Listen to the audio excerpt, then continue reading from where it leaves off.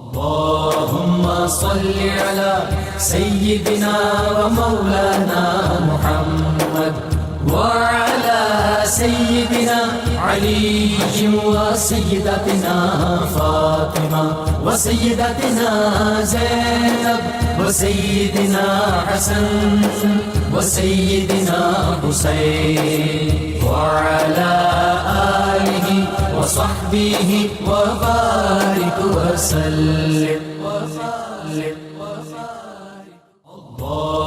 بسم اللہ الرحمن الرحیم. السلام علیکم ناظرین. پروگرام صبح نور کے ساتھ آپ کا میزبان نذیر احمد غازی حاضر ہے. ناظرین کرام، حضرت ابو انیس محمد برکت علی صاحب رحمہ اللہ کی مشہور تالیف اسماء النبی الکریم صلی اللہ علیہ وآلہ وسلم سے ایک اسم مبارک پڑھنے کی سعادت حاصل کر رہا ہوں. سیدنا امام المتقین صلی اللہ علیہ وآلہ وسلم ہمارے سردار متقین کے پیشوا، درود و سلام بھیجے اللہ آپ صلی اللہ علیہ وسلم، آپ کی آل پاک اور آپ کے صحابہ کرام پر. سیدنا ابو ہریرہ رضی اللہ عنہ سے روایت ہے کہ حضور نبی کریم صلی اللہ علیہ وسلم نے ارشاد فرمایا، اللہ تعالیٰ کے کچھ بندے ایسے بھی ہیں کہ نہ تو وہ انبیاء ہیں اور نہ ہی ان کا شمار شہداء میں ہوتا ہے، لیکن انبیاء اور شہداء ان پر رشک کریں گے. صحابہ کرام رضوان اللہ علیہم اجمعین نے عرض کیا، یا رسول اللہ صلی اللہ علیہ وآلہ وسلم، وہ خوش نصیب لوگ کون ہوں گے؟ ہمیں بھی ان کی صفات بتائیں. تو آپ صلی اللہ علیہ وسلم نے ارشاد فرمایا، وہ لوگ بغیر کسی لالچ کے صرف اور صرف اللہ کی رضا کی خاطر ایک دوسرے سے محبت رکھتے ہیں. ان کے چہرے قیامت کے دن پر نور ہوں گے، وہ نور کے ممبروں پر جلوہ افروز ہوں گے، اور اس دن انہیں نہ کوئی خوف ہوگا اور نہ ہی وہ غمگین ہوں گے. اس کے بعد آپ صلی اللہ علیہ وسلم نے قرآن پاک کی ایک آیہ مبارکہ تلاوت فرمائی، جس کا ترجمہ یہ ہے، خبردار بے شک اولیاء اللہ پر نہ کوئی خوف ہوگا اور نہ ہی وہ غمگین ہوں گے. الا ان اولیاء اللہ لا خوف علیہم ولا هم یحزنون. یہ آیہ مبارکہ آپ نے تلاوت فرمائی تھی. ناظرین کرام، تاریخ عالم اس بات کی گواہ ہے کہ بر صغیر، پاک و ہند اور ایشیا میں خاص طور پر شجر اسلام کی آبیاری صوفیاء کرام اور اولیاء اعظام نے اپنی زبان سے، اپنی قلم سے، اپنی نگاہوں سے، اپنے کردار سے، اپنی گفتار سے اور اپنے وجود سے نکلنے والی قدسی شعاؤں سے یہاں پہ دین اسلام کی جو ہے وہ تبلیغ کی ہے. بر صغیر میں اور ایشیا میں اسلام حکمرانوں کی تلواروں سے نہیں پھیلا، اور کچھ دیگر جزائر جو ہیں ان میں بھی یہ صوفیاء کرام کے وہ مقدس کلمات کی نفاست تھی، اور وہ پرتاثیر کلمات تھے. دل سے جو بات نکلتی ہے اثر رکھتی ہے، پر نہیں طاقت پرواز مگر رکھتی ہے. یہ ان کی تبلیغ کا اثر تھا کہ آج کروڑوں کی تعداد میں کلمہ گویان محمد صلی اللہ علیہ وسلم ہمیں ایشیا اور بر صغیر میں نظر آتے ہیں. آج ہمارے ممدوح جو ہیں، جن کا ذکر پاک کرنے کی ہم سعادت حاصل کر رہے ہیں، حضرت بہاؤالدین زکریا ملتانی رحمۃ اللہ علیہ کا، اور یہ وہ ہستی پاک ہے. 17 دن میں حضرت شیخ شہاب الدین عمر سہروردی رحمۃ اللہ علیہ کی بارگاہ اقدس میں جب حاضر ہوئے تو وہاں تو سالہ سال سے لوگ بیٹھے ہوئے تھے، لیکن یہ جو اندر عشق الہی کی پہلے ہی جو تھی ایک آتش بھڑک رہی تھی، بس اس کو ایک تھوڑا سا شعلہ دکھایا گیا اور پھر وہ شعلہ جوالہ بن گئی، وہ ایک بحر محبت بن گیا، وہ ایک کلزم عشق الہی بن گیا، اور عشق رسول صلی اللہ علیہ وسلم ان کے سینہ اطہر سے موجیں مارنے لگا، اور اجازت دے دی 17 دن کے بعد، اور ان کو خرقہ خلافت عطا فرما دیا. اور خرقہ خلافت مکین گنبد خضرا صلی اللہ علیہ وآلہ وسلم کے حکم سے آپ نے حکم فرمایا کہ شہاب الدین اس کو بہاؤالدین کو یہ خرقہ خلافت دے دو.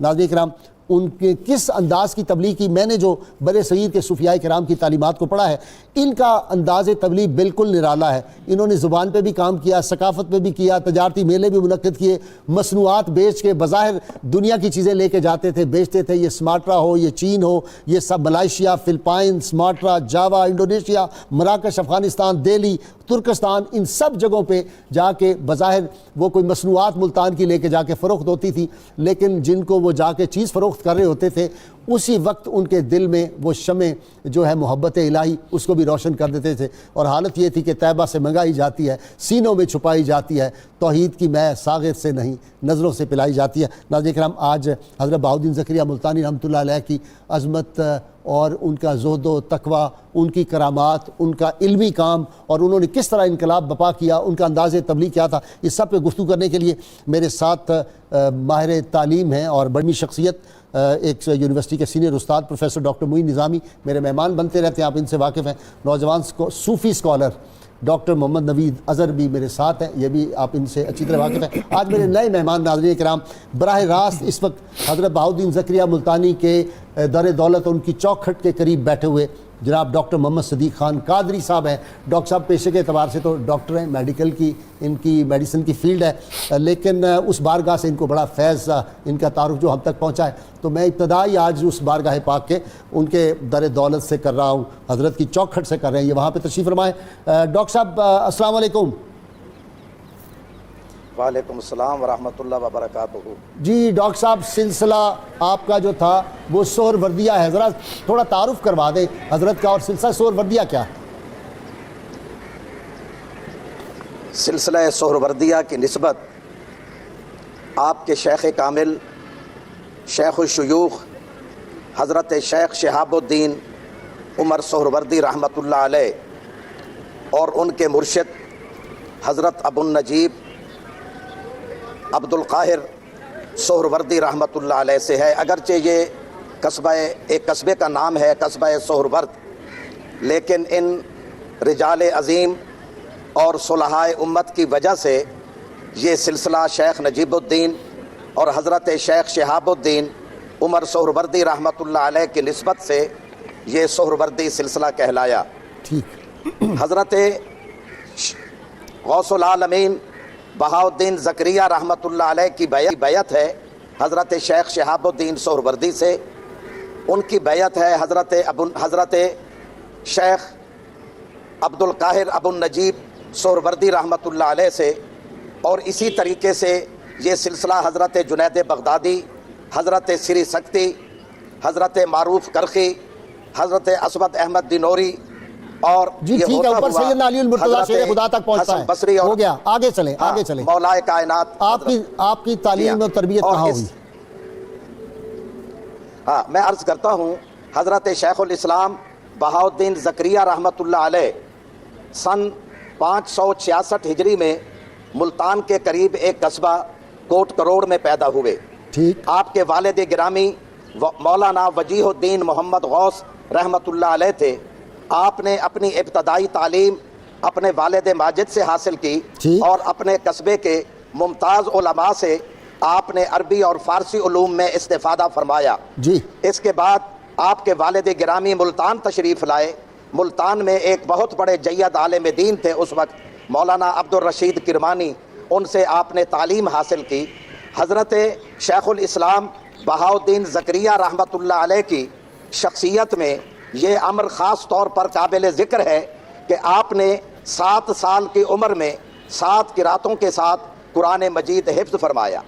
اور کہاں گئے آپ نے اسفار کہاں کیے, کس جگہ آپ گئے تعلیم کے لیے, کن ملکوں میں گئے, ذرا مختصر کیجئے نا, اسی طرح بہت کم ہے ڈاکٹر صاحب. اس کے بعد آپ بلخ میں تشریف لے گئے, بخارا میں تشریف لے گئے, خراسان میں گئے. خراسان میں 7 سال رہے, بخارا میں 8 سال رہے. بخارا میں آپ کے ذوق علم اور اوصاف حمیدہ کی وجہ سے لوگ آپ کو بہاؤالدین فرشتہ کہتے تھے.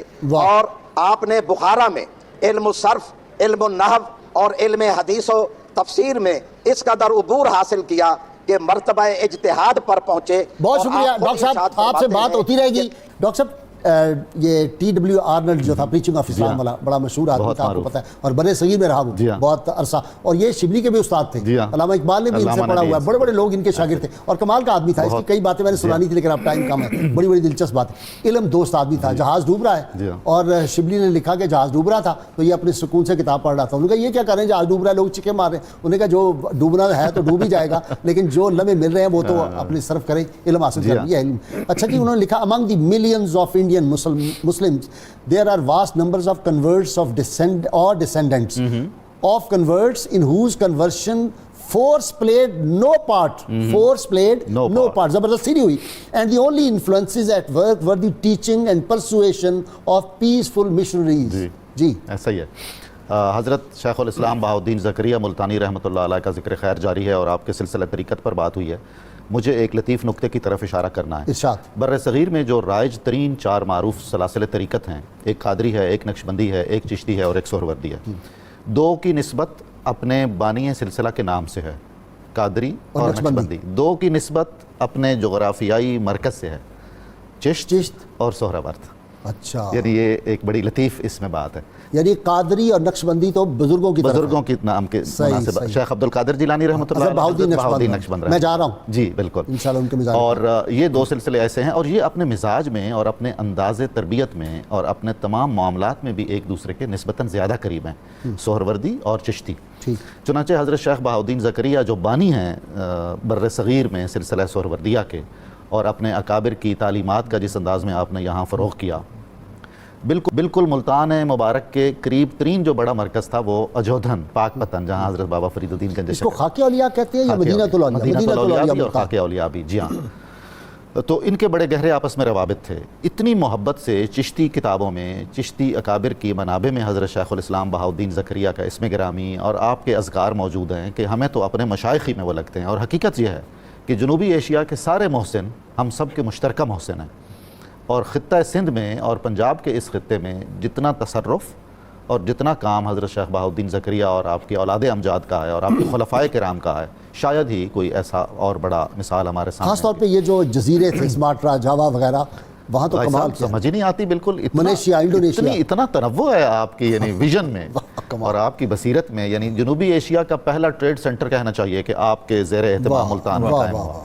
کامرس کالج قائم ہوا، لینگویج سینٹر قائم ہوا. ملتان کا اس زمانے میں عالم یہ تھا کہ حضرت سید حجویر فرماتے ہیں کشف المعجوب میں کہ میں ان دنوں لاہور میں ہوں جو مضافات ملتان میں سے، یعنی ملتان کی مرکزی حیثیت پوری دنیا میں لاہور کے مقابلے میں بہت زیادہ تھی.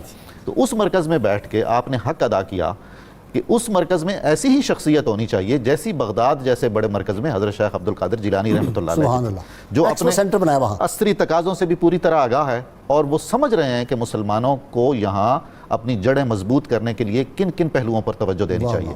وسیع پیمانے پر زمینیں بے آباد تھیں، آپ نے زمینوں کی پیمائش کروائی. اچھا جی بالکل، یعنی عجیب ہے. اکونومسٹ تھے؟ جی ہاں. بہت بعد میں چل کے اکبر کے زمانے میں راجہ ٹوڈر مال نے جو پیمائش کا طریقہ رائج کیا وہ آج تک وہی رائج ہے، انگریزوں نے بھی وہ بحال رکھا. اس سے پہلے خطہ ملتان اور نواح ملتان میں حضرت بہاؤالدین زکریا یہ کام کر چکے تھے، اور سندھ تک. اور پھر ایک پورا نظام آپ نے قائم فرمایا کہ جو زمینیں قابل کاشت بنائی جائیں وہ کس طرح الاٹ کی جائیں، اور اگر الاٹی صحیح کام نہیں لے رہے ہیں اس زمین سے تو پھر ان کی الاٹمنٹ کینسل کر کے دوسروں کو کیسے دی جائے. چونکہ آپ کو ایک بہت بڑا منصب ظاہر بھی ملا ہوا تھا شیخ الاسلام کا، سلطان شمس الدین التتمش. اچھا جی ڈاکٹر نوید صاحب، ایک بات بڑی عجیب ہے، یعنی انہوں نے محتاج نہیں پیدا کیے کہ جا کے چندے لیں، خانقاہ پہ بیٹھ جائیں کہ نذرانے لاؤ فلاں کرو. یعنی سب کو اس طرف لگایا کہ ٹریڈ کرو، ٹریڈنگ کی طرف لگایا، اور وہ ہاں دین اور دنیا دونوں. اور پھر کہا کہ جو تمہارے پاس کوئی ضرورت مند آئے غریب اس کو مفت دیا کرنا چیزیں، اور جو امیر آئے اس کو بھی جائز منافع. جی آپ کے جو آباء و اجداد تھے مکہ معظمہ سے ان کا تعلق تھا، اور وہاں کے بڑے رئیس لوگ تھے. اچھا. تو ان کے دادا خوارزم آ کر مقیم ہو گئے، وہاں سے پھر ملتان کی طرف ہجرت کی. جب تاتاریوں نے حملے کیے ایران و عراق پر، تو وہاں سے پھر انہوں نے ملتان میں آ کر پناہ لے لی. وہاں پھر حضرت شیخ الاسلام پیدا ہوئے. شیخ الاسلام کا لقب جو ہے وہ ہمارے ہندوستان میں اس زمانے میں عہد سلاطین میں بہت بڑا ٹائٹل تھا، موسٹ امپورٹنٹ ٹائٹل تھا جوڈیشل اور تھیولوجیکل اعتبار سے. تو لیگل فتویٰ کا اختیار، اتھارٹی شیخ الاسلام کے پاس ہوتی تھی. تمام مفتیوں کے تقرر کا اختیار ہوتا تھا. اور جو سپریم ججز ہیں، ایک تو نا سیشن کورٹ کے ججز، وہ نہیں، سپریم ججز کو تعینات کرنے اور برطرف کرنے کا اختیار اس کے پاس شیخ الاسلام کے پاس ہوتا تھا. اور جو اعلیٰ سطح کے پروفیسرز ہوتے ہیں ان کی تعیناتی اور ان کی برطرفی کا اختیار بھی شیخ الاسلام کے پاس ہوتا تھا. یہ انسائکلوپیڈیا آف بریٹینیکا میں لکھا ہوا ہے. اچھا. اور یہ کوئی ایسا لقب نہیں تھا کہ رکشے کے پیچھے لکھ لیں اور شیخ الاسلام بن گئے. اچھا، وہ شیخ حرم نے بیچ دی اپنی ریاستیں، پھر کیا ہوا جو ہم سے گناہ گار بک گئے. اب تو حالت یہ ہو گئی ہے. اور اس زمانے کے جو بادشاہ تھے سلطان شمس الدین التتمش، تو ان کے ساتھ حضرت شیخ کے بڑے اچھے تعلقات تھے، کیونکہ ان کی سیاسی بصیرت بہت زیادہ تھی. ایک تو ان کے مرید بکثرت تھے، اور دوسرا یہ تھا کہ سیاسی شعور بہت زیادہ تھا، مسائل کو سمجھتے تھے. تو اس وجہ سے سلاطین کے ساتھ، عمراء اور رؤساء کے ساتھ ان کے تعلقات بڑے اچھے تھے. اور جب ان پہ مشکل وقت آتی تھی تو شیخ الاسلام ان کی مدد کرتے تھے. جیسے ایک دفعہ قحط پڑ گیا تو حضرت شیخ الاسلام نے ملتان کے والی کو بے تحاشا غلہ بھیجا، اور اس غلے میں 7 ایسے برتن تھے جو چاندی کے سکوں سے بھرے ہوئے تھے. تو اس نے حاکم نے سمجھا کہ شاید یہ غلطی سے آ گئے ہیں، تو آپ نے فرمایا یہ غلطی سے نہیں آئے، یہ ہم نے اپنی خوشی سے آپ کو بھیجے ہیں. تو یہ مادر چشتی والے بھی بزرگ پہلے تو آ کے ذرا گھبرا گئے تھے نا دیکھ کے کہ 4 پائیوں کے ان کے وہ جو ہیں، اور گھوڑوں کے وہ جو گھوڑ ہیں وہ بھی سونے کے ہیں، اور پائے جو ہیں وہ سونے چاندی کے ہیں 4 پائیوں کے، جس کے جواب میں آپ نے کہا کہ یہ سب کچھ اندر نہیں ہے، یہ سارا باہر. تو حضرت خواجہ نظام الدین اولیاء رحمۃ اللہ تعالی علیہ نے فوائد الفواد میں آپ کی شان میں کئی موقعوں پر کچھ اظہار خیال کیا ہے۔ ایک جگہ فرماتے ہیں کہ حضرت ابراہیم علیہ السلام کی شان میں قرآن میں آیا ہے کہ وَآتَيْنَاهُ فِي الدُّنْيَا حَسَنَةً وَإِنَّهُ فِي الْآخِرَةِ لَمِنَ الصَّالِحِينَ، کہ ہم نے حضرت ابراہیم علیہ السلام کو دنیا میں بھی بھلائی دی، اچھائی دی، اور آخرت میں ان کو صالحین میں سے کیا۔ تو فرماتے ہیں کہ یہی آیت جو ہے اس کا مصداق حضرت شیخ بہاؤالدین زکریا ملتانی ہیں۔ کیا بات، ان کو اپنے شیخ حضرت شہاب الدین سہروردی رحمۃ اللہ علیہ سے دین اور دنیا دونوں کی نعمتیں ملی۔ آپ مادرزاد ولی اللہ تھے۔ رمضان المبارک میں جمعہ کے روز آپ کی ولادت ہوئی، اور دن کو آپ پورا رمضان دودھ نہیں پیتے تھے۔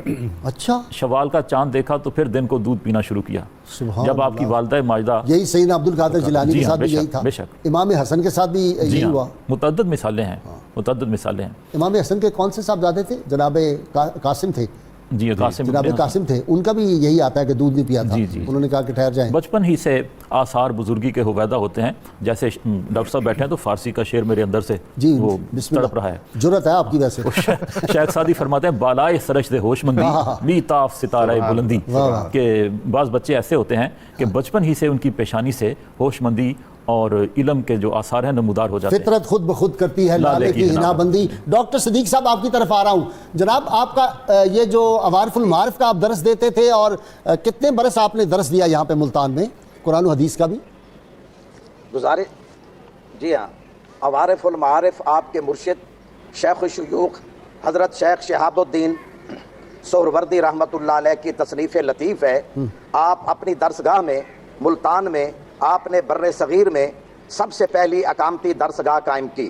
حضور شیخ الاسلام بابا فرید الدین گنج شکر رحمۃ اللہ علیہ فرماتے ہیں کہ میرے بھائی حضرت شیخ بہاؤالدین زکریا سے اس دور میں تقریباً 70,000 طالب علموں نے اکتساب فیض کیا۔ سبحان اللہ، سبحان اللہ۔ اس مقام پر جہاں پر ہم موجود ہیں، حضرت شیخ الاسلام بہاؤالدین زکریا رحمۃ اللہ علیہ نے ہندوؤں کی سب سے قدیم جو مندر تھا، معبد تھا، یہ پرہلاد پوری مندر، اس کے قریب اپنی مسند علم و ارشاد قائم فرمائی، اور تقریباً 55 برس تک آپ یہاں پر تشریف فرما رہے، اور آپ نے جو نصاب قائم فرمایا وہ نصاب بھی اس میں عوارف المعارف شامل تھا۔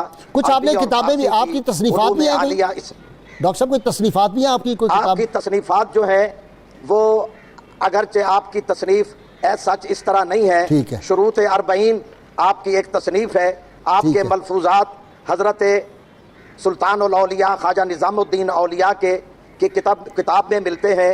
حضرت شیخ محقق شیخ عبدالحق محدث دہلوی رحمۃ اللہ علیہ نے اس کا ذکر فرمایا، اور حضرت خواجہ نظام الدین اولیاء آپ یہ سلسلہ چشتیہ اور سلسلہ سہروردیہ کی باہمی محبت کا اور عقیدت کا اندازہ اس طرح لگا سکتے ہیں کہ حضور نظام الاولیاء حضرت خواجہ نظام الدین محبوب الہی سبکن عوارف المعارف کا درس دیتے تھے۔ عوام الناس میں بہت سارے اکابر اولیاء کے کچھ رشتے مشہور ہیں، اچھا، جن میں سے ایک یہ بھی ہے کہ حضرت بہاؤالدین زکریا اور حضرت بابا فرید الدین گنج شکر خالہ زاد بھائی تھے۔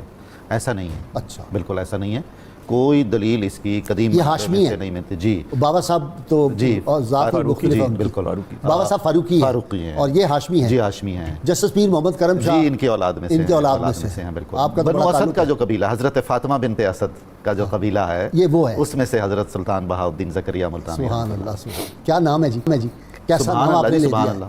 حضور حضرت لطف آ گیا۔ سلطان الاولیاء نظام الدین اولیاء فرماتے ہیں کہ ایک آدمی سے میں نے سنا مسجد میں، وہ قوال تھا اور بڑے لطف میں یہ بتا رہا تھا کہ ملتان کی درگاہ میں حضرت بہاؤالدین زکریا کے لنگر میں جو خادمائیں آٹا پیستی ہیں، چکی چلاتی ہیں، تو درود شریف پڑھتی ہیں اور تلاوت کرتی ہیں۔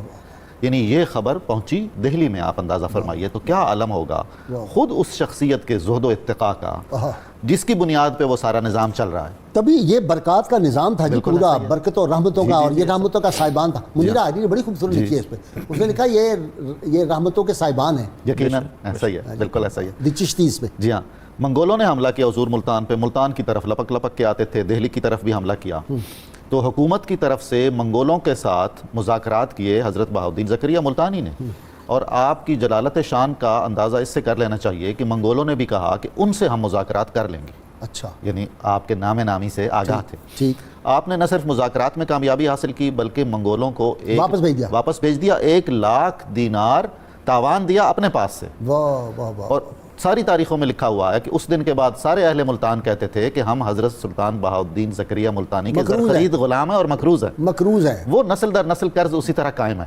اور حضرت نے جو مدرسہ قائم کیا، مدرسہ بہائیہ، آپ کی نسبت سے ہم انہیں کہتے ہیں، ہمارے دوسرے ساتھی بالکل درست فرما رہے تھے کہ نصف صدی سے زائد آپ اس کے وائس چانسلر بھی رہے اور آپ نے باقاعدہ ایک نظام تعلیم بھی انٹروڈیوس کروایا جس میں تصوف کا بڑا نمایاں حصہ تھا اور اوالف المعارف کا اس میں درس دیا جاتا تھا.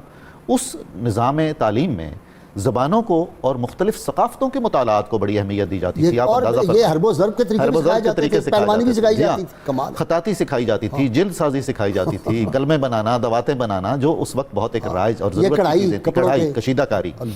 اور وہ زبانیں اور تجارت کے آداب اس لیے سکھائے جاتے تھے کہ آپ نے مبلغین، آپ نے فرمایا ہے خود کہ جی سارے جزائر میں بھیجے تو وہ اگر زبان محتاج نہ ہو کسی ایک درویش کی یہ شان نہیں ہے کہ وہ کشکول گدائی لے کے پھر رہا ہو. اس کی شان یہ ہے کہ وہ اپنی ضروریات بھی پوری کرے اور کچھ اور ضرورت مندوں کی ضروریات بھی پوری کرے. ایک 17 دن جو آپ نے گزارے حضرت شہاب الدین عمر سہروردی کی بارگاہ میں، تو وہاں کئی سال سے لوگ بیٹھے ہوئے تھے جیسا کہ آپ نے بیان کیا ہے. تو انہیں اعتراض ہوا تو حضرت سہروردی نے فرمایا کہ یہ اپنی لکڑیاں پہلے خود سکھا کے لے آیا تھا میرے پاس اور بس دیا سلائی لگانے کی دیر تھی. آپ اندازہ فرمائیے کہ ان 17 دن میں جو فیوز و برکات آپ کو حاصل ہوئے اور جس طرح کی نیازمندی اور احترام آپ نے کیا اپنے شیخ کا، اس کا اجر آپ کو یہ ملا کہ شیخ فخر الدین عراقی جیسا بہت بڑا دانشور، عظیم شاعر، 17 برس آپ کے آستانے پہ پڑا رہا ملتان میں. اچھا جی، 17 دن اور ادھر 17 سال. جی بالکل 17 سال جی. اور آپ سے انہوں نے فیض پایا. اب حضرت عراقی کی شان یہ ہے، میں یہ عرض کر دوں کہ حضرت سلطان بہاؤالدین زکریا ملتانی رحمۃ اللہ علیہ کے خلفاء ایک دوسرے سے بڑھ کر ہیں اپنی عظمت میں اور عزت میں اور رفت میں. حضرت سید جلال الدین سرخ بخاری آپ دیکھ لیجئے، وہ ایک جو ہیں وہاں اس کے رحیم یار خان کے پاس بھی وہ مزار شریف ہے جس کو چھت نہیں پڑھ سکتی، چھت کے بغیر ہے. اور آپ کے صاحبزادے حضرت صدر الدین عارف. اور ایک عجیب و غریب، یعنی حضرت امیر خسرو ہیں حضرت بہاؤالدین زکریا کے، ان کا نام ہے حسن افغان. حضرت حسن افغان ظاہراً پڑھے لکھے نہیں تھے، کیا بات، لیکن علم اور فیض اور معرفت اور عشق اس حد تک ان میں سرایت کر گیا ہوا تھا کہ حضرت زکریا فرمایا کرتے تھے کہ قیامت کے دن میں بارگاہ الہی میں حسن افغان کو پیش کروں گا، یہ ہے میری ساری عمر کی کمائی. جیسے عبدالصمد خان کو بابا صاحب فرماتے تھے بالکل. اور جیسے حضرت امیر خسرو کے بارے میں حضرت نظام الدین اولیاء نے فرما رکھا ہے.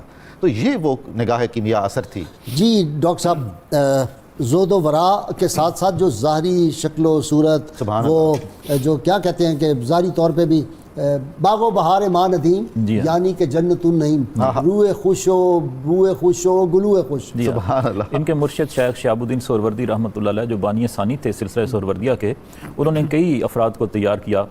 انہی سے حضرت سخی سرور کی بیعت تھی، انہی سے حضرت زکریا ملتانی کی تھی اور حضرت جلال الدین تبریزی کی تھی.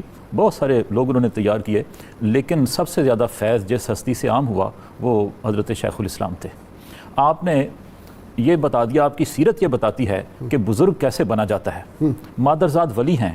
بچپن میں جب مکتب میں پڑھتے تھے تو فرماتے تھے کہ الستو بربکم کی صدا میں نے خود سنی اور تمام واقعات میری نظروں کے سامنے یوں ہیں جیسے میں دیکھ رہا ہوں. سبحان اللہ. اور اس کے بعد آپ نے جب علم مکمل کر لیا، تحصیل علم ہو گئی، تو 20 برس تک شدید ترین مجاہدہ کیا.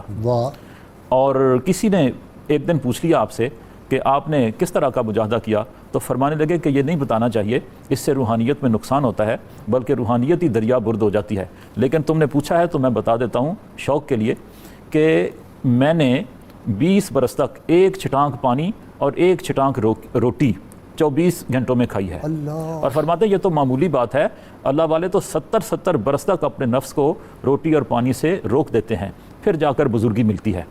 تو اس کے بعد جب آپ نے حج کا ارادہ کیا، تعلیم مکمل کرنے کے بعد، مجاہدے کے بعد جب طہارت حاصل ہو گئی تو ہر قدم پر 2 رکعت ادا کرتے تھے، دوگانہ ادا کرتے ہوئے حج بیت اللہ کے لیے تشریف لے گئے تھے.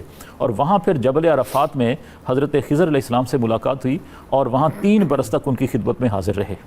تو اسی طرح جب مدینہ منورہ میں حاضری کے لیے گئے تو وہاں 5 برس تک مجاور بن کے مسجد نبوی کے ذکر اذکار میں مشغول رہے. اور وہاں کے ایک بہت بڑے جید محدث تھے شیخ کمال الدین محمد یمنی، ان سے 5 برس تک علم حدیث حاصل کیا اور پھر سند حاصل کی، اور ان کے ساتھ ہر سال حج بیت اللہ کے لیے مکہ معظمہ بھی تشریف لاتے رہے۔ اچھا، تو وہاں جب حضرت خضر علیہ السلام کے پاس تھے جبل عرفات میں، تو وہاں آپ کو اشارہ ہوا کہ آپ کا فیض جو ہے شیخ شہاب الدین سہروردی کے پاس ہے، آپ وہاں چلے جائیں اور ان سے اپنا فیض لے لیں۔ تو پھر اتنی محنت کے بعد، اتنے مجاہدہ کے بعد، اتنی ریاضت کے بعد لگی بارگاہ رسالت صلی اللہ علیہ وسلم، وہاں سے لگی۔ رات کو خواب دیکھا کہ مجھے خرقہ خلافت مل رہا ہے، تو صبح شیخ نے بلا کے اسی طرح آپ کو خرقہ خلافت عطا کر دی، اور یہ فرمایا کہ رات کو تمہیں وہاں سے خرقہ ملا۔ خلافت ملتی ہی اس وقت ہے جب بارگاہ رسالت سے اذن ہوتا ہے، اپنی طرف سے ملتی نہیں جو صحیح خلافت ہے۔ یہ ڈیلنگ ہو جاتی ہے کسی دربار میں، کسی بچے سے، کسی بزرگ سے، کسی دکاندار سے، اور آدمی اپنے نام کے ساتھ پیر لکھ سکتا ہے۔ تصوف،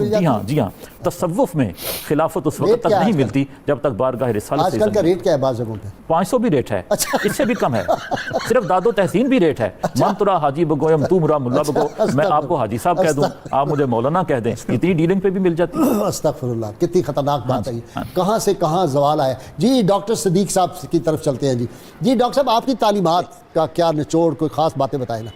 حضرت شیخ الاسلام بہاؤالدین زکریا رحمۃ اللہ علیہ فرماتے ہیں کہ بدن کی سلامتی قلت طعام میں ہے، روح کی سلامتی ترک گناہ میں ہے، اور دین کی سلامتی حضور خیر الانام خاتم النبیین حضور احمد مجتبیٰ صلی اللہ علیہ وسلم کی ذات پاک پر درود پاک بھیجنے میں ہے۔ گویا سرکار کی محبت بناء ایمان ہے، تقاضۂ ایمان ہے، اور آپ کی ذات والا صفات وجہ تکوین کائنات اور سچ چشمہ فیوض و برکات ہے۔ پھر ایک موقع پر آپ فرماتے ہیں کہ تم اللہ تبارک و تعالیٰ کے ذکر کو اپنے اوپر لازم کر لو، کہ ذکر ہی محب کے دل تک پہنچتا ہے، اور یہی وہ ذکر ہے جس سے کامیابی کی خوشی سنائی گئی ہے۔ بہت بہت شکریہ ڈاکٹر صاحب، آپ سے بات ہوتی رہے گی۔ ڈاکٹر صاحب کیسے، ڈاکٹر نظامی صاحب یہ کیسے بدل دیتے ہیں؟ جی ہاں، کوئی اندازہ کر سکتا ہے اس کے زور بازو کا، نگاہ مرد مومن سے بدل جاتی ہے؟ کیسے صاحب، اس میں تو کوئی کلام ہی نہیں ہے۔ فیضان مدینہ منورہ جو ان بزرگوں کو عطا ہوتا تھا، اور اخلاق رسول کی جو خوشبوئیں ان کی گفتگو میں ہوتی تھیں، اور اتباع شریعت کا جو رنگ ان کے کردار میں ہوتا تھا، وہ مل کے ایک ایسی غیر معمولی قوت بنا دیتا تھا کہ ایک آدمی بات کر رہا ہے، اس کا خود اس بات پر عمل ہے، تو اس کی گفتگو میں تاثیر ہی اور ہوگی۔ پھر اتنی ساری قوتیں جب اس کی بات میں مل جائیں گی تو یقیناً وہ تاثیر دو چند ہوگی۔ حضرت شیخ الاسلام کی یہ کیفیت تھی عبادت کی کہ بغداد میں جب رہے تو وہاں ان کے مرشد جو تھے وہ حضرت غوث پاک کے شاگرد تھے، اور ایک ہی خانقاہ میں حضرت خواجہ معین الدین چشتی اجمیری، ان کے مرشد حضرت عبدالقاہر سہروردی، اور یہ ساری رات عبادت کرتے رہتے تھے، ذکر اذکار میں مشغول رہتے تھے۔ تو ایک دن تشریف فرما تھے اپنے مریدوں کے جلوہ میں، تو ان سے فرمانے لگے کہ آپ میں سے کوئی آدمی ایسا ہے کہ وہ ایک رکعت میں پورا قرآن پاک ختم کرے؟ تو سب نے سر جھکا لیا، جو درویش تھے آپ کے تربیت یافتہ، سب نے سر جھکا لیا۔ پھر آپ خود کھڑے ہوئے، آپ نے 2 رکعت کی نیت باندھی، اور پہلی رکعت میں قرآن پاک ختم کیا، 4 سپارے زائد پڑھے، اور پھر دوسری رکعت میں سورہ اخلاص پڑھ کے آپ نے 2 گانا مکمل کیا۔ یہ آپ کا انداز تربیت تھا، اور عاجزی اتنی تھی کہ آپ خانقاہ میں تشریف لائے تو درویش وضو کر رہے تھے، سارے درویش جو تھے وہ وضو چھوڑ کے حاضر بارگاہ ہو گئے۔ ایک درویش نے وضو مکمل کیا اور اس کے بعد حاضر ہوا، تو اس سے فرمانے لگے تم سب سے بہتر درویش ہو، تم سب سے افضل ہو۔ یہ تربیت کا انداز تھا۔ آپ والی ملتان تھا ناصر الدین کباچہ، اس کے ساتھ اچھے تعلقات تھے، وہ بڑا احترام کرتا تھا، تو اس کے دربار میں تشریف لے گئے۔ اتفاق ایسا ہوا کہ اس کی ناک پہ مکھی بیٹھ گئی، وہ اڑاتا تھا اڑتی نہیں تھی، پھر اڑاتا تھا اڑتی نہیں تھی۔ اسی دوران میں آپ سے سوال کیا، کہنے لگا کہ اولیاء کی علامت کیا ہے، اولیاء کو کیسے پہچانیں؟ آپ فرمانے لگے کہ اولیاء وہ ہوتے ہیں جن کے بدن پر مکھی نہیں بیٹھتی۔ اور خواجہ نظام الدین اولیاء فرماتے ہیں کہ ساری زندگی کسی نے حضرت شیخ کے بدن یا لباس پر مکھی کو بیٹھے ہوئے نہیں دیکھا۔ اتنی پاکیزگی، اتنی طہارت نفسی، اور اتنی باطنی پیوریفیکیشن تھی کہ جب آپ تحصیل علم کر رہے تھے، اس زمانے کی بات ہے کہ 444 اساتذہ سے آپ نے علم حاصل کیا، اور طریقہ یہ تھا کہ 2-3 روز استاد کی خدمت میں بیٹھتے، کشف سے اس کا سارا علم سینے میں جذب کر لیتے۔ واہ واہ واہ، اتنی پاکیزگی آپ۔ ڈاکٹر صدیق صاحب سے نا دوبارہ، ڈاکٹر صاحب تعلیمات آپ بہت خوبصورت ہے، ان کا جو نچوڑ ہے وہ مغز بیان کر رہے تھے، تعلیمات۔ جی ہاں، آپ ارشاد فرماتے ہیں حضرت شیخ الاسلام کہ محبت ایک ایسی آگ ہے جو تمام میل کچیل کو جلا دیتی ہے۔ جب محبت جلا دیتی ہے، جب محبت الہی راسخ ہو جاتی ہے تو نفرتوں کی کثافت خود بخود ختم ہو جاتی ہے، اس طرح باہمی اختلافات بھی ختم ہو جاتے ہیں اور ہم یکجہتی کے ساتھ، اخوت کے ساتھ اور امن کے پیغام کے ساتھ ایک پرامن ماحول میں اپنی منزل کی طرف بڑھ سکتے ہیں۔ حضرت کا ارشاد ہے کہ اللہ کی رضا، بندے کی رضا، خدا کی رضا بندے اور بندے کی رضا خدا سے ہے۔ بندہ اگر اللہ کی رضا پر راضی ہو تو خالق و مخلوق کے درمیان سے پردے اٹھنے لگتے ہیں، اور بندوں سے خدا کی رضا یہ ہے کہ وہ بندوں کو ثواب اور بزرگی عطا فرماتا ہے۔ ڈاکٹر صاحب بہت شکریہ، ڈاکٹر صاحب آپ کا بہت شکریہ، ڈاکٹر صدیق خان آپ کا شکریہ۔ ناظرین کرام بہت مختصر سی بریک، ہمارے ساتھ رہیے گا۔ اللہم صلی علی سیدنا و مولانا محمد وعلى سيدنا علي وسيدتنا فاطمة وسيدتنا زينب وسيدنا حسن وسيدنا حسين وعلى آله وصحبه وبارك وسلم۔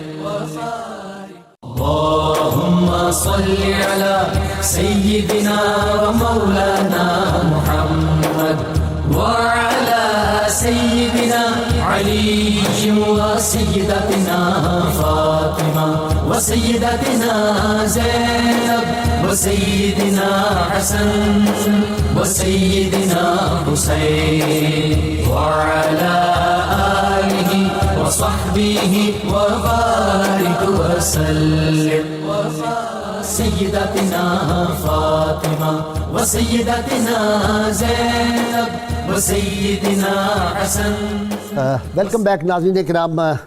ڈاکٹر معین نظامی صاحب، خوش گوئی، خوش رنگی، خوش کلامی، خوش سخنی، خوش اخلاقی، یقین محکم عمل پہ محبت، فاتح عالم جہاد زندگانی میں یہ ہیں مردوں کی شمشیر۔ یہ شمشیر لے کے نکلے۔ اور اقبال نے ایک اور بڑی زبردست بات کی ہے، علامہ نے کہا کہ وہ جو ہے بڑی کمال کی بات کیا جی، علم کا مقصود ہے پاکی عقل و خرد، اور فقر کا مقصود ہے عفت قلب و نگاہ۔ کیا بات ہے، یہ لے کے نکلے تھے۔ ایک بات بڑی خاص ڈاکٹر صاحب، میں نے جو نہیں پڑھی ان کے بارے میں، جتنی بنجر زمینیں تھیں آپ نے اپنے مریدوں کو، خلفاء کو کہا ان سب زمینوں کو آباد کرو۔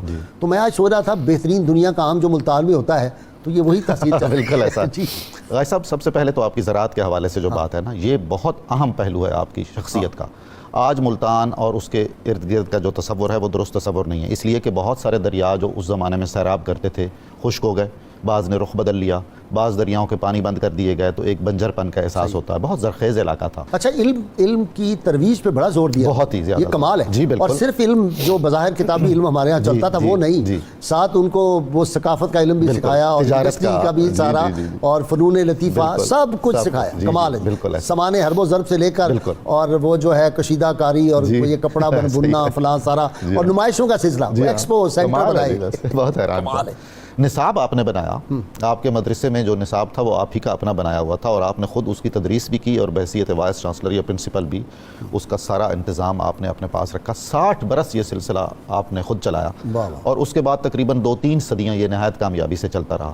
عام طور پر یہ ایک اعتراض سننے میں آتا ہے کہ جی مثلاً جب کیمبرج بن رہی تھی، جب آکسفورڈ بن رہی تھی، تو ہمارے ہاں محلات بن رہے تھے، یہ ہو رہا تھا، وہ ہو رہا تھا۔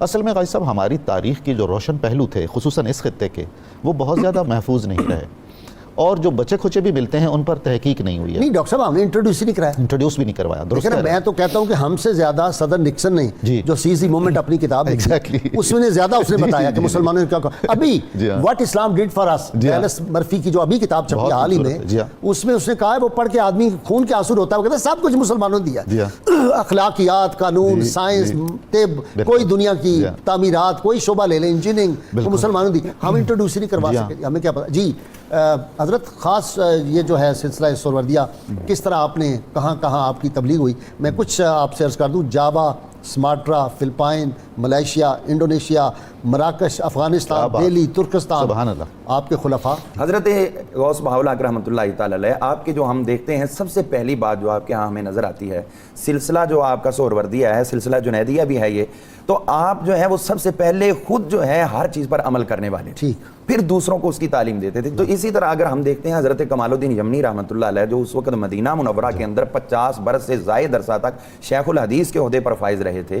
ان کی خدمت میں آپ نے مکمل 5 برس تک اکتساب فیض کیا، علم حاصل کیا، اور پھر آپ کی اس سے بڑھ کے اور کیا ہو سکتی ہے لوگوں کے دلوں میں اور علماء کے دلوں میں آپ کا درجہ کہ ایک ایک دن میں ان سے فیض لے کر آپ جب ادھر آئے ہیں تو ایک ایک دن میں 70 علماء، اور وہ نہیں جو ایک دفعہ دوبارہ آ رہے ہیں بدل کے 70 علماء ایک ایک دن میں آپ سے اکتساب فیض کر رہے ہیں، اور وہ عالم جو باقاعدہ عالم بن کر فراغت حاصل کرتے ہیں۔ علامہ صاحب میں ذرا علامہ سعیدی کی طرف ملتان چلوں گا۔ علامہ صاحب خاص خصوصیات سلسلہ سہروردیہ کی، سلسلہ سہروردیہ کے ساتھ ٹچ ایک جو ہے قادری سلسلے کا بھی تو ہے نا؟ جی بسم اللہ الرحمن الرحیم۔ آپ سلسلہ سہروردیہ کی دوسری بڑی شخصیت ہیں، شیخ الشیوخ حضرت شیخ شہاب الدین عمر سہروردی رحمۃ اللہ علیہ کے بعد، اور پھر مسلم ایشیا میں آپ ہی کی وجہ سے سلسلہ سہروردیہ کا فروغ ہوا، اور بڑی بڑی قدآور اور عظیم و جلیل ہستیاں سلسلہ سہروردیہ کی آپ سے فیض یاب ہوئیں۔ مثال کے طور پر حضرت مخدوم سید محمد عثمان مروندی، لال شہباز قلندر رحمۃ اللہ علیہ، حضرت خواجہ حسن افغان رحمۃ اللہ علیہ، حضرت میر حسینی ہروی رحمۃ اللہ علیہ، اور حضرت خواجہ فخر الدین عراقی رحمۃ اللہ علیہ۔ یہ وہ دنیا بھر سے وہ ہستیاں ہیں جو آپ کی بارگاہ فلک پائیگاہ میں حاضر ہوئیں اور آپ سے علمی و روحانی اکتساب فیض کیا۔ جیسا کہ آپ نے اشارہ فرمایا ہے کہ سہروردیہ اور قادریہ سلسلے کا آپس میں ارتباط ہے۔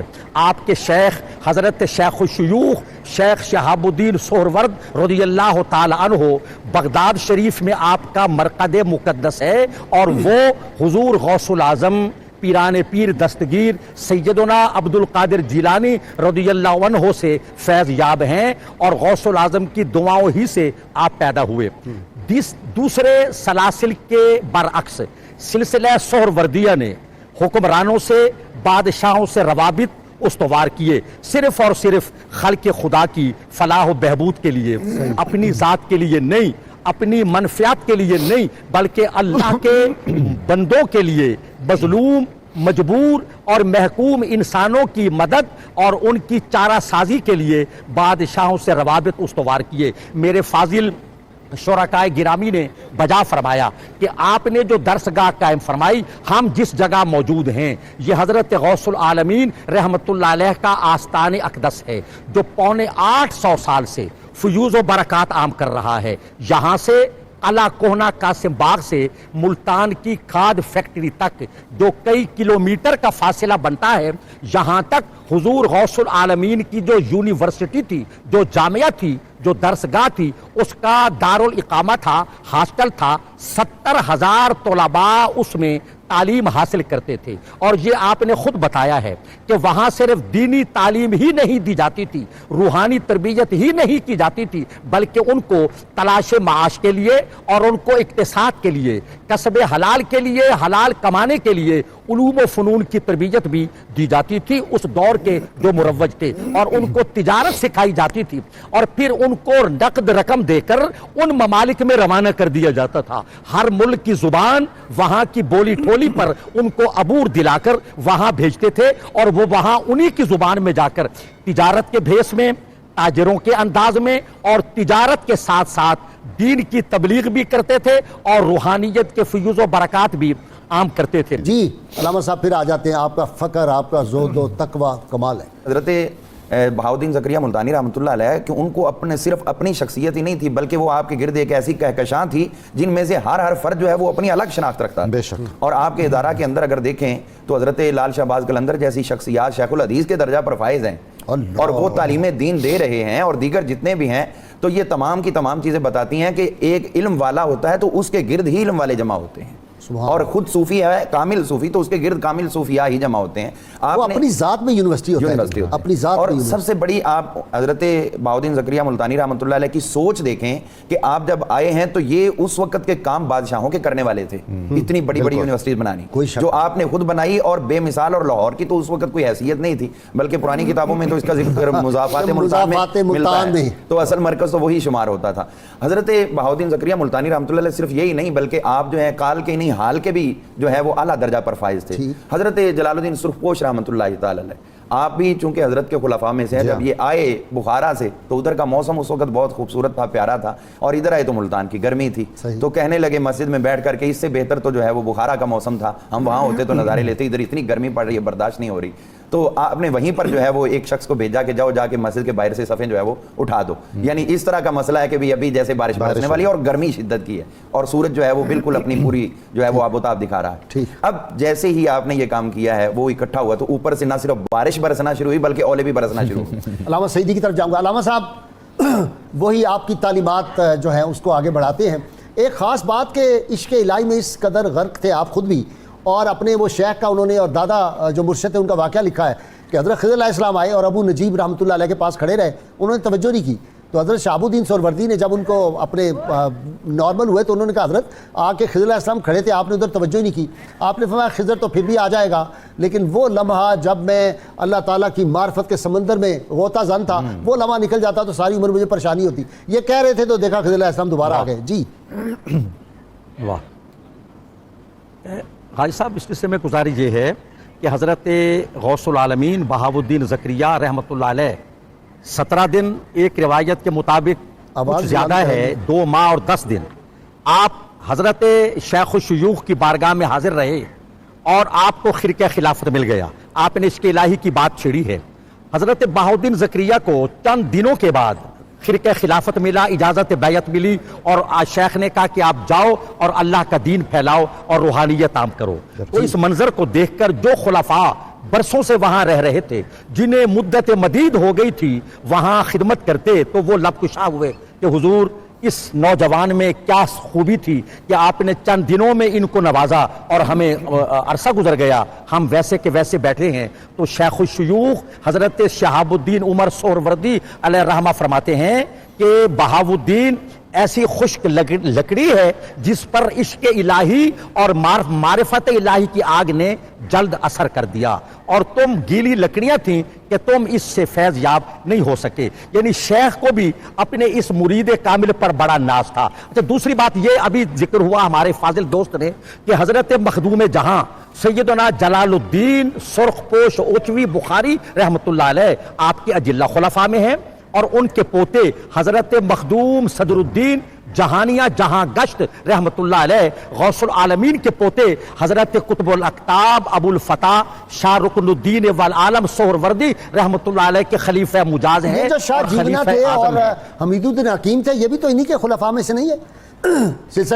حضرت حمید الدین حاکم رحمت اللہ علیہ, حمید الدین حاکم جو ہیں وہ حضرت شاہ رکن عالم رحمت اللہ علیہ کے خلفاء میں ہیں, اور شاہ جیونا رحمت اللہ علیہ بھی, اور یہی سلسلہ سہروردیہ ہے. اچھا, پھر اس درگاہ پر دین کے بادشاہ بھی آئے, اور سلطان التمش آئے, محمد تغلق آئے, فیروز شاہ آئے, یہاں اورنگزیب آئے, دارا شکوہ آئے, اور خدا جانے کتنے بڑے بڑے سلاطین, فرما روایان اور حکمرانان اس بارگاہ پہ آ کے سر جھکاتے رہے. یہ چونکہ ملتان, ابھی آپ نے بڑی اچھی بات کی ہے کہ ملتان مرکز تھا, اس کو مدینۃ الاولیاء آج بھی کہا جاتا ہے, یہ بلدۃ الاصفیاء ہے, اور یہ جو لافانی شعر ہے نا حضرت غوث العالمین ہی کا کہا ہوا ہے, ملتان ما بجنت اعلیٰ برابرست آہستہ پا بنے کہ ملک سجدہ می کنند, یہ حضرت غوث العالمین کا فرمان ہے. ناظرین کرام, کتاب الشفاء سے نسخے کا وقت ہو گیا جی, وقت بہت کم ہے.